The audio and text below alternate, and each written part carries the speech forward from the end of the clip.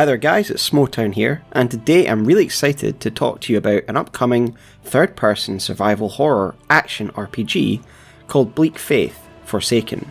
I was lucky enough to talk to the lead developer on this game, and so I have some privileged information I'm excited to share with you and what you can expect from this upcoming game. It is an upcoming Kickstarter game, developed by an incredibly passionate two-man developer squad, Archangel Studios, and the game is described on the campaign page as a third-person open-world survival horror action RPG, set in a universe you've never experienced before.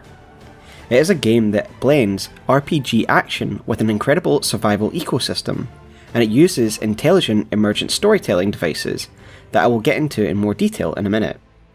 This is all backed up by a robust third-person combat system that is tight and is sure to make you have some exciting and intense moments. If you like horror and Souls-like games, this game is for you. And looking at these visuals and cinematics, I just cannot believe that two people are responsible for this. Just to be clear, I'm not affiliated or sponsored by the project at all.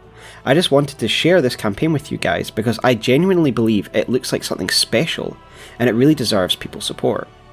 The campaign for this game is about 50% done at this point as of recording, and that has got 26 days to go still, having achieved 30% of the funding goal in less than 3 days, and is definitely off to a good start to reach its funding goal. It also has some really interesting stretch goals that I'd really like it to make, and I'll talk about those near the end of the video. One of the amazing things about this game is that it has been developed so far off the back and savings of these two guys, and so everything you're seeing is come from these two guys and their own money, so it'll be really interesting to see what these guys can do with a little bit of support.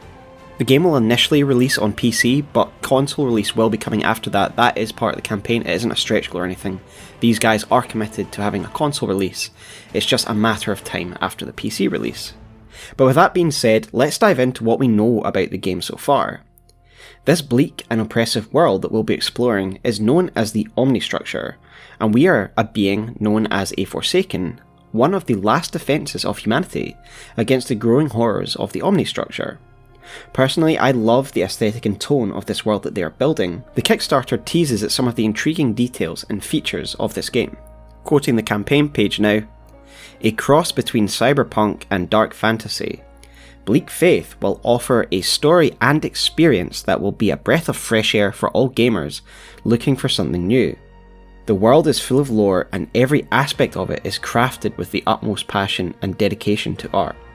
As a baseline, there's an estimated 30 plus hours of content, a deep class system, and a procedural AI system that ensures that no playthrough is ever the same."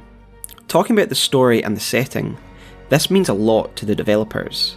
The campaign page describes the story as emergent, something that grows and reacts as you play the game in different ways. The head developer was kind enough to share some insights into the intriguing story and the involved dynamics of this tale when I spoke to him, and I quote him now. "There is a very deep story covering the past, present and future. The Bleak Faith universe is much larger than just this one game, and a lot of it has been written for over a year. The story can branch as well. Sometimes time-sensitive plots can come and go even without you noticing, changing the outcome of the overall story. When you are done with the game, you should feel the burden of the Forsaken and the meaning of the word." I think you can tell that the guys here are going for something really unique, and that's what this game is all about.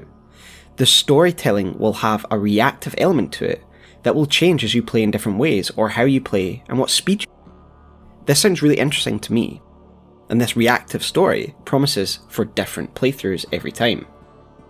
There's more to be discussed about the story and more that me and the head developer talked about, but I think I'll wait and give a more detailed and dedicated video to the story and continue to give an overview of the gameplay. Whilst this is a third-person game with brutal combat, the way in which this game will be tackled will be very different from a Dark Souls game, for example. There is a dynamic survival system at work here. This ecosystem is one of the most exciting parts of the game for me. The Kickstarter page describes it as follows. "Inhabitants of the Omnistructure will compete among themselves, grow and expand, change and adapt. The food chain in the ecosystem will, as a result, mold to every playthrough. E.g., an apex predator from your last playthrough might have already died out on this playthrough and you never fight it again. It's a constant race against time as enemies will try and outgrow and outsmart not only you, but other competition. This seems like it's going to be a living, breathing world where AI do not follow set paths, but react to different situations. Once again, the lead developer was kind enough to answer some questions on this. He described this dynamic world with an example. They told me that there are parts of this game that are scarce of resources, and that you should plan your expeditions into these areas accordingly. As such, you may head to areas with richer resources. However, here's the catch, and something that makes it beautiful.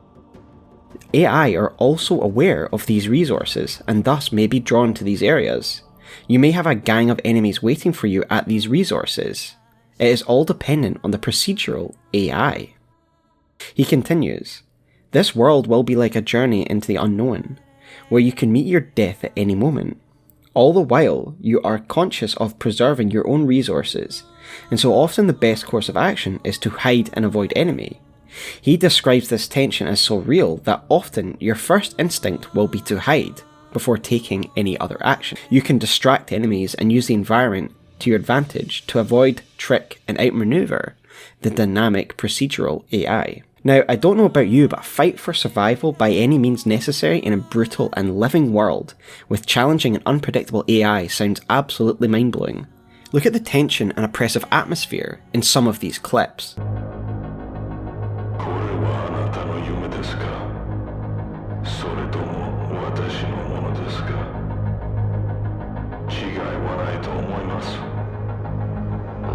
Talking about fighting for your survival, let us talk about the combat itself. It is a third-person action game, and the combat will include a parry and counter system, and ranged weapons for those who want it. The different classes can also determine how you fight enemies. You can choose technomancy over more traditional combat styles, quoting the Kickstarter campaign page. There are multiple weapon options and different classes, which will definitely allow for some great replayability for those who are concerned with that.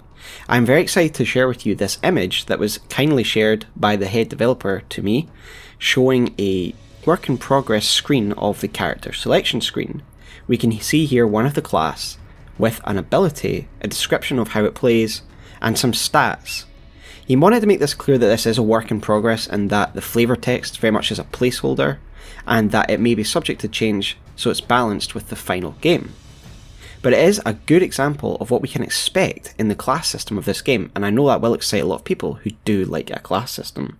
However, there is more to it than just your fighting style and your class.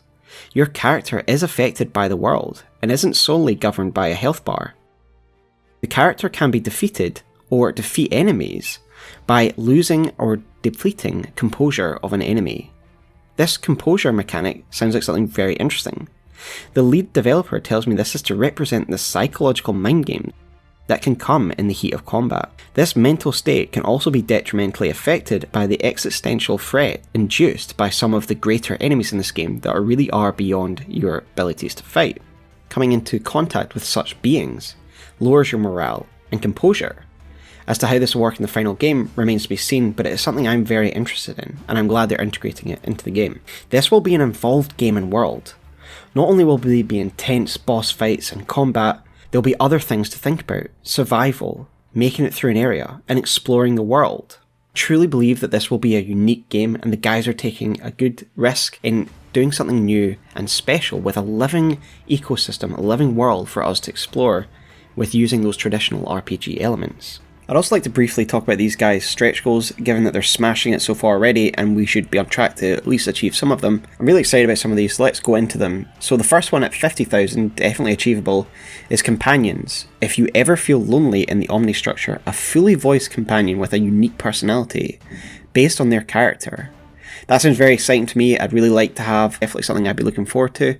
Now 70,000 stretch goal, again very achievable. This is something also that's probably my favourite. Base upgrades. Upgrade your base both visually and functionally. Take over the Omnistructure. So again, this is something that improves the game and allows for more customization and ultimately more RPG and replayability things. Now the other stretch goals are a little bit higher but definitely still achievable. At 115 USD we've got dismemberment. So this would be something that's really exciting. This reminds me of what we'd probably see closest in Dead Space. Dismemberment, not simple aesthetic dismemberment. You can lose limbs and you can keep fighting. Replace lost limbs with prosthetics and try not to bleed out. Wow, so just adding some more survivability aspects into the game there, really pushing that survival mode. That is one I'd really like the guys to achieve. And the last two, the highest ones, are both another thing that would add some more replayability to the game, so we should definitely push for these. Modular crafting and a PvP dual area. So that would be amazing for those who love PvP and love adding that kind of replayability to the game and doing YouTube videos and that type of stuff. So I definitely think these guys can achieve these goals given how well they're smashing it so far, so let's help them get there. I'll leave all the relevant links to the Kickstarter below so that you can have a little look and maybe consider supporting these guys, as well as some of their social media. Thanks everyone for watching this. I would like to thank my patrons for supporting me as always, should be on the screen now. I'd like to thank the Embrace one for directing me actually towards these guys in this project. If you'd like to chat with me more about games and lore, please join my Discord server, the link is also in the description below. Finally, I'd like to thank Archangel Studios again for kindly allowing me to interview the head developer to get some more details. Really looking forward to getting hands on this game and bringing you guys some more information as it comes to me. Thanks again guys, have a great day.